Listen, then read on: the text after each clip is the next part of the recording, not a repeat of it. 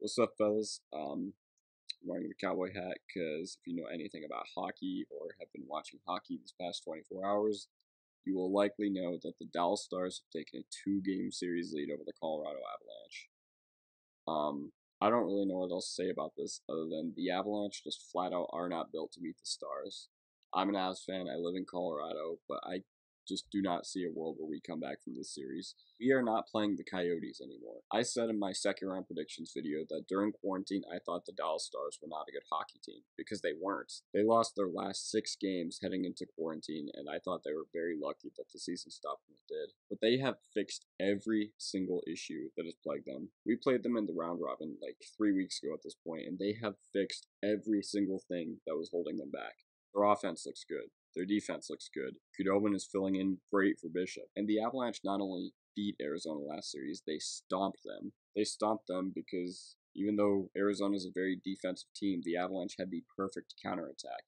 Right now, the Avalanche have no counterattack to what Dallas is throwing at them. In the neutral zone, the Avalanche just cannot get anything going. Like, they're trying to move east-west when Dallas is offering nothing like Arizona did. We are not playing Arizona anymore. Dallas actually has players with legs. Man, our defense without Johnson is just painful. This is a Stars team that has gone 6-0 against us in games that actually matter this year. And yeah, I get it. We don't have Johnson. We don't have Grubauer. We don't have Calvert. But we would have lost with them anyway. Best defenseman this series has been Makar, and even his defense has been mediocre at best. Graves is having a horrible series. Zadorov is having a horrible series. Girard isn't having a horrible series, but there are a few plays he's had where it's just been like, what the hell? And like, Girard isn't playing bad, but not having someone to cover for his size just is hurting us. Even Makar, I have no gripes with him. He's doing everything he can. But even this series, he's been showing how incredibly raw he is. And you want to blame the refs? We flat out cannot do that. We had 8 power plays all game. Sure, you can blame the horrible penalty on Girard. That was awful, but good teams kill that off. Good teams do not immediately get a cross-checking minor afterwards. Guess what? The Avalanche didn't even look terrible until the 5-on-3, and that's what absolutely did us in. We had a 5-on-3 for 47 seconds and did not score. Dallas scored within like 10 seconds of getting their 5-on-3. Listen, Dallas was getting absolutely crushed until we gave them the momentum with 2 horrible calls. But guess what? This is like Vegas last year. Good teams kill that off. Our depth has been non-existent. Last series, Kadri was playing like he could win the Conn Smythe. He has shown none of that against Dallas. There were times this year where I thought Burakovsky was our second best player, especially when he was with McKinnon. But he's been so bad defensively, and he hasn't been able to do anything on offense. The Stars have been shutting our depth down. Donskoy, I don't even know what to say about Donskoy. I mean, that was just flat out terrible. And for the 4th goal, man, I mean, we couldn't tell whether that crossed the line or not. I think I saw a replay on Twitter of an angle that did show that it crossed the line. So I don't want to hear anything about the review like screwing us over.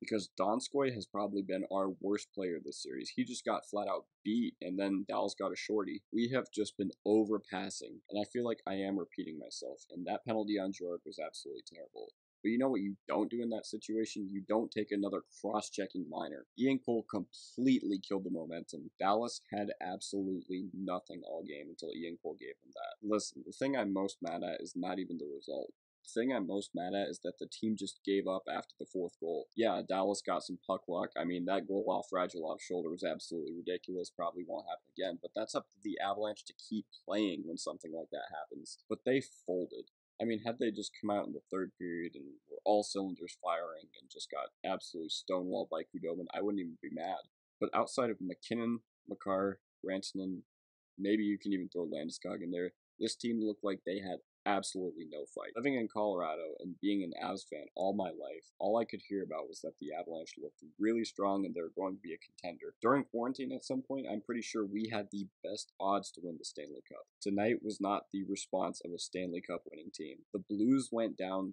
2-0 last year against Winnipeg, and you know why they came back? Because they are resilient and they are gritty. The Blues are gritty and the Avalanche are not. The Avalanche game is based off of the counterattack and the Blues game is based off physicality. And the guys that usually are physical, like I said, they just haven't shown up. I know that Dallas got some wishy-washy goals. We got out-hit 60-29. You know what I've seen these past 2 games? I've literally just seen a team that looks like the Calgary Flames, but with McKinnon and Makar. But they got out-hustled, they got outplayed, they got out-efforted the entire 2nd and 3rd period. I still do not know why our second line is being matched up against Dallas's first line when none of those guys are good defensively. Kadri, yeah, whatever. Burakovsky and Donskoy have been awful. Last round, Philly got shit on by an absolutely horrible Montreal team. And you know what Philly did the next game? They shut them out. We responded to game 1 of this series by getting a 2-goal lead tonight and then just completely giving up after the game was tied. In April 2018 and April 2019, this team was the underdog. They were not expected to do anything. But it feels like all the hype surrounding this team made them feel like they had it in the bag already. They just got punched in the mouth and did not know how to react. I'm not blaming the ice, I'm not blaming the refs, I'm not blaming anything for how we lost. I'm blaming our team and just the fact that Dallas seems to have our number. Having 1 or 2 guys show up compared to the other side of the ice where they had about 20 show up tonight does not win you hockey games. The worst part about it is that the Avalanche can definitely win. We just need to stop turning the puck over in our own zone, and the depth guys need to step up. I feel so bad for McKinnon, because McKinnon is the only reason we haven't lost like 7-0 these past 2 games. I said this in my round 2 prediction video. I believe that the Avalanche are a better team than the Dallas Stars, but these Stars just have a knack for getting us to lose. You know what the Stars have that we don't right now? Mental toughness. Like I said, we would have lost with Johnson, we would have lost with Grubauer, we would have lost with Calvert. Sure, the Avalanche could take a game or 2, but I just do not see how we win 4 of the next 5 against a team that has just had our number all year. Despite all this, and a 5-2 final score is definitely not a pretty sight. Despite me ranting about my favorite team, and despite how bad a 5-2 final score looks on the box, the difference was a shot off the crossbar, an off-the-shoulder goal from Radulov, and then a shorty, which was just Donskoy not doing anything, and the guy just digging, and I don't know. Yeah, it's gut check time. Championship teams, when they go down 2-0 in a series, they play harder. Klopfer and Burakovsky have been invisible this series. Donskoy has been a negative asset. Kadri's been invisible too. But you know what? Those guys show up, and I think we can make this a series. I don't know. If you're a Stars fan, let me know what you think in the comments. If you're an Avs fan, let me know what you think in the comments. Follow me on Twitter. Link is right there or in the description below. Anyways, guys, have a good day, and peace out.